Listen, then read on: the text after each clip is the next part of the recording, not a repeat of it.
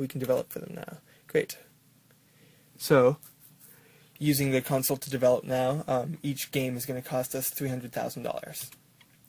So, I'm choosing a racing robot game on normal direction for the IES. Let's do it. You see at the top of this screen, it costs $510,000 in total. So, including the cost of using the platform, the cost of the genre, and the cost of the type, and the direction, in total, it's $510,000. Okay. So I used John Gamison again, and he got me 16 for that, and I'm just going to run through here, and you can probably follow now because you understand what's going on. And the first week's sales of Buccaneers a little bit higher than last time, 22,000 units. Sales ranking was number 24. Still haven't reached the top 10, but we're on the charts. And I already reached a company sales record. That's great. You can see that on the top of the screen there. Another approach of an employee. I let him do it. I got 23 for me. That's great. Alright, so I used Jake Kirby for this again.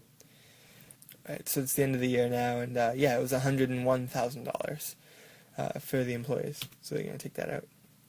And going to use Android for music again.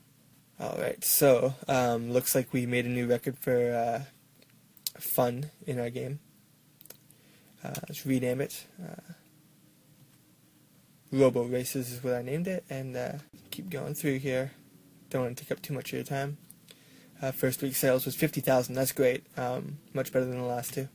Sales ranking made number 9. We hit the top 10. That's awesome. Alright, so I'm going to show you some advertising now. So I want to start selling a little bit more. If you click on Action and then Advertising, it'll come up with some different options here for you, and on the right side you can see how much each of them costs. So magazine ads cost $30,000, online is $50,000, radio ads is $80,000, demo distribution is $150,000, and marching band, however that would help a video game, is $250,000. So we're going to use some magazine ads to start off here, and it says the game's fame has increased.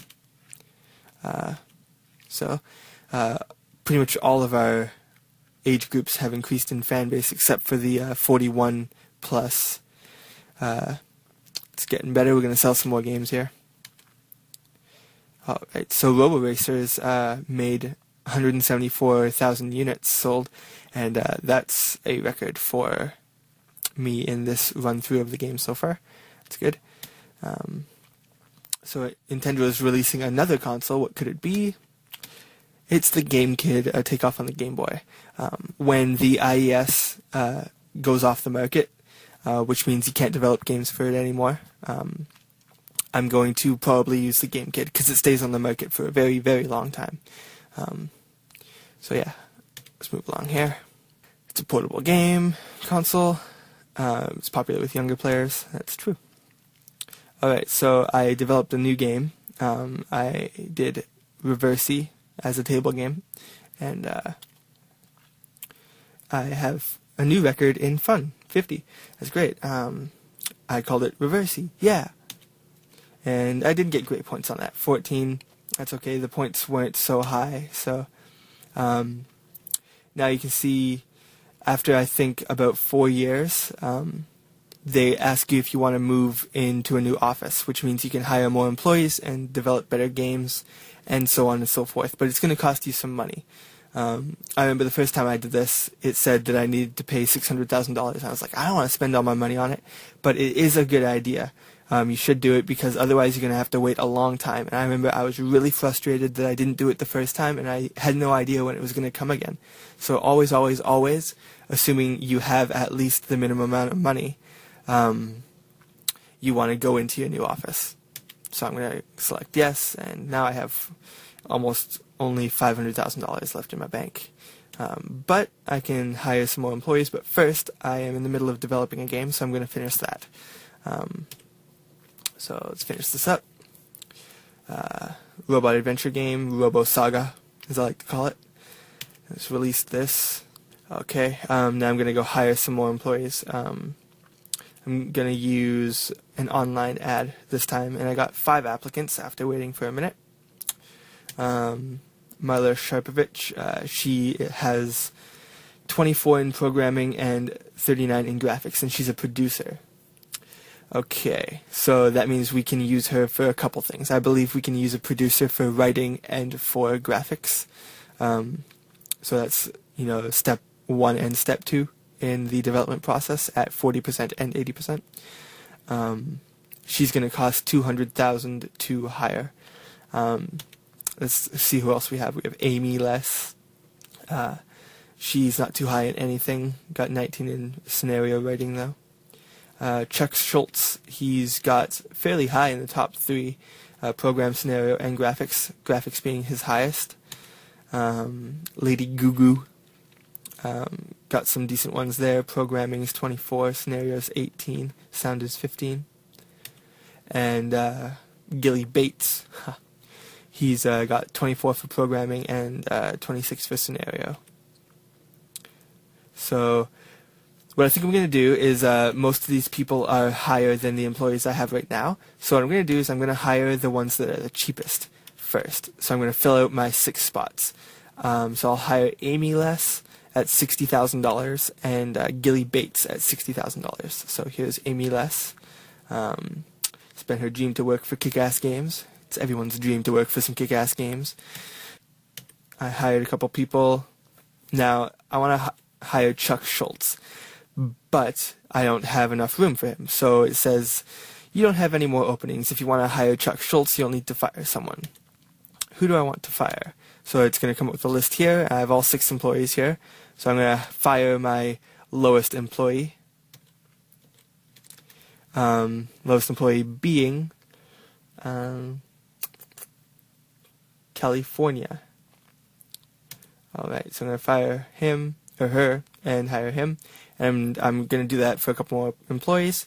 And now I'm going to have the highest employees yet. Let's move along.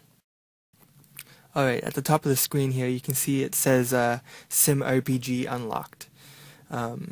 While I haven't been taking some pictures of it, I have been leveling up and training some of my employees. As you do this, it does unlock more genres and types of games. So we'll get into that more later, but we're going to just move along a little bit right now. Just developing another game. Okay, here's something that we haven't come across yet. Game Dex is a conference that you can attend as a game developer. It's like PAX, the Penny Arcade Expo in real life. It happens in Seattle and somewhere else on the East Coast. Game developers all go and present all the things they have to show to the world so people can see and enjoy and get hyped up on all the games. So you have a few options here. You can either not attend the show, which doesn't give you any sort of benefit, also doesn't cost you anything. You can go but not hire any help, which costs you just $150,000 to do. You can use costumes, so attract some kids with some kid-friendly costumes. You can hire booth babes, which, yes, they're a real thing, and most video game conferences have it. And you can hire a guest star to really attract everyone. They all cost a fair bit of money, and right now I only have $155,000. Now I have only $5,000, or yeah, something like that, $5,800. So let's move along. You can see 5,412 people attended my booth at the conference. That's not very good, but it's still early in the game, so no biggie. Okay, let's see the end of this game. I developed a sim RPG that was ninja. I called it Ikanaruga. Let's see how it does. Got 18 points. That's alright. It's not too much better for having so much better employees, but let's develop some more contracts because I don't have a whole lot of money. Even though money is going to come in from that game, I still want to get a little bit more money while I'm waiting. So choose a contract here. Alright, while I was doing my contracts, the Game Awards has come. So basically, at the end of every year, in the month 12, you get invited to the Global Game Awards, and you can win some awards if you have any games released during that year. So it looks like I have 2 games up for consideration. Let's see if I win anything.